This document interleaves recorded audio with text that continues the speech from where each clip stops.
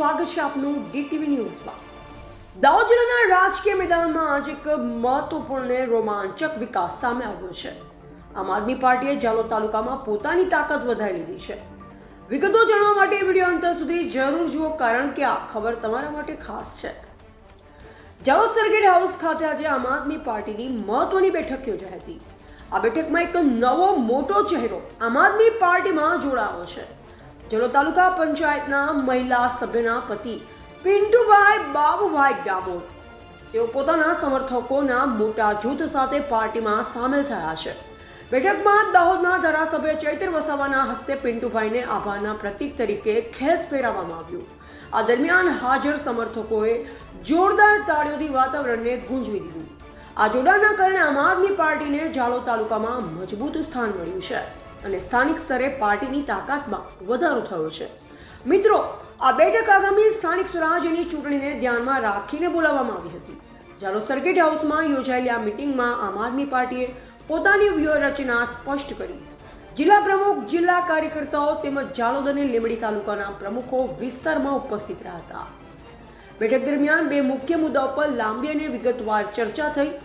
આવનારી તાલુકા પંચાયત અને જિલ્લા પંચાયતની ચૂંટણીને ધ્યાનમાં રાખી સંગઠનને વધુ મજબૂત અને વ્યવસ્થિત બનાવવાની વ્યૂહરચના, ચૂંટણીના સંભવિત ઉમેદવારોની યાદી અંગે ગંભીર વિચાર વિમર્શ ઉપરાંત 27 માર્ચ 2026ના રોજ દાહોદ જિલ્લામાં આમ આદમી પાર્ટીના રાષ્ટ્રીય અગ્રણી અરવિંદ કેજરીવાલ અને પંજાબના મુખ્યમંત્રી ભગવંત માનના સંયુક્ત કાર્યક્રમને લઈને પણ વિગતવાર તૈયારીઓની ચર્ચા કરવામાં આવી। આ કાર્યક્રમ સફળ બનાવવા માટે સંપૂર્ણ સ્ટેજ પ્લાનિંગ, સુરક્ષા અને સમર્થકોની હાજરી વધારવા અંગેની યોજના બનાવવામાં આવી છે। મિત્રો, આ બેઠક આમ આદમી પાર્ટી માટે માત્ર એક સામાન્ય મિટિંગ જ નહીં, પરંતુ દાહોદમાં પાર્ટીના વિસ્તાર અને આગામી ચૂંટણી વિજયનો મજબૂત સંકેત છે। પિન્ટુભાઈ ડામોર જેવા પ્રભાવશાળી સ્થાનિક નેતાઓનું જોડાણ પાર્ટીને નવી ઉર્જા આપશે। આજે દાહોદ લોકસભાની તમામ વિધાનસભાઓમાં અમારો પ્રવાસ હતો। માન્ય અરવિંદ કેજરીવાલજી અને ભગવત માનજી જ્યારે 27મી માર્ચના રોજ લીમખેડા ખાતે પધારી રહેલા છે, ત્યારે એના આયોજનના ભાગરૂપે તમામ વિધાનસભાના લોકો સાથે અમારી મુલાકાત હતી અને લોકોમાં ખૂબ ઉત્સાહ છે। એક બાજુ તાલુકા, જિલ્લા પંચાયત, નગરપાલિકા, મહાનગરપાલિકાની ચૂંટણીના પડઘમ વાગી રહ્યા છે, ત્યારે અમારા જે તમામ તાલુકા, જિલ્લા, નગરપાલિકાના ઉમેદવારો છે એ પણ આજે સૌ અમને મળ્યા છે। બધા જ લોકોએ પોતપોતાની દાવેદારી પણ નોંધાવી છે અને લોકોમાં ચૂંટણી લડવામાં પહેલીવાર ખૂબ ઉત્સાહ દેખાઈ રહ્યો છે અને અમને જે પ્રકારે ઉમેદવારો સક્ષમ મળી રહ્યા છે અને જે પ્રકારે એક બેઠક પર 3-3, 4-4, 5-5 લોકોએ દાવેદારી નોંધાવી છે, એના પરથી પણ એવું લાગી રહ્યું છે કે આ વખતે આમ આદમી પાર્ટી ગુજરાતમાં ખૂબ મજબૂત છે। 12,000 જેટલા ઉમેદવારો ઉતારવાની છે અને એમાં 2500થી પણ વધારે ઉમેદવારોની યાદી તૈયાર છે। ટૂંક સમયમાં યાદી પણ જાહેર થવાની છે।